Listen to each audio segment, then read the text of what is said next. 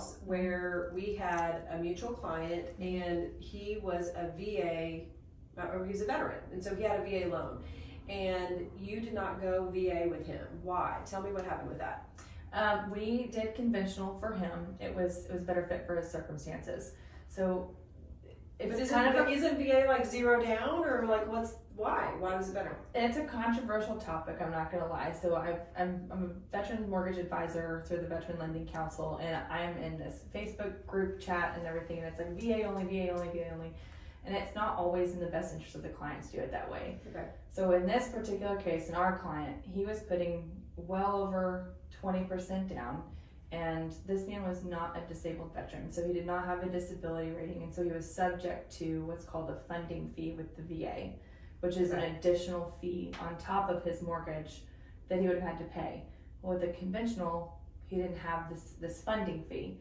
And then the last reason that I chose not to, and it was going to be better for the client, was that it frees up his VA eligibility for a future home purchase without having to restore it or, in quotes, sell his house prior to his next house. So he gets to keep the benefit. Keeps the benefits, and he can use it. So if he finds something in 3 years and they want to upgrade houses, or if they want to purchase something else, or if he doesn't have to sell his house, and he will have full entitlement and full eligibility to purchase using his VA benefits at that time.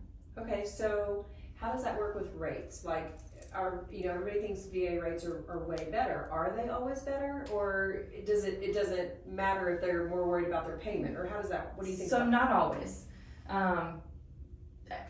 Conventional, it's going to be dependent on their credit score and their loan to value. And in this case, he was putting, again, well over 20% down. Mm-hmm. So he was almost financing just half of the property. Yeah. So that puts you in a different tier of interest rates.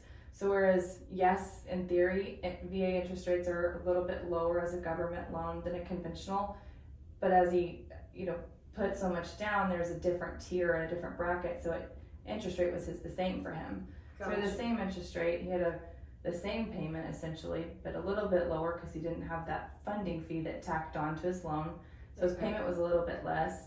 He got to, free up keep his eligibility free for a next future home purchase, and it saved a little bit of time just doing conventional with an appraisal waiver and doing, those things. Yeah. So VA is not always the way to go, even though it's a great program for veterans. Sometimes it's not the best thing for the client, and that's why you really want to look at it, not just assume that it's the way to go, because a great lender is going to figure out what's really the smart way to go. Yes, I love VA loans. I prefer VA loans. I'm not going to lie. I'll be completely honest. I love veterans. I love VA loans. They are, they have the easiest, they're the easiest to qualify for, and there's a lot of different ways to get them qualified, and so I prefer them. I'm not going to lie about it. It is my favorite loan to do. Okay. But if it's not in the best interest for the client, I'm not going to, just because they're a veteran, I'm going to put them in like a VA loan. I'm going to put them into the best product that fits them and their family. Awesome. And that's what we do. It's awesome. And it worked out great.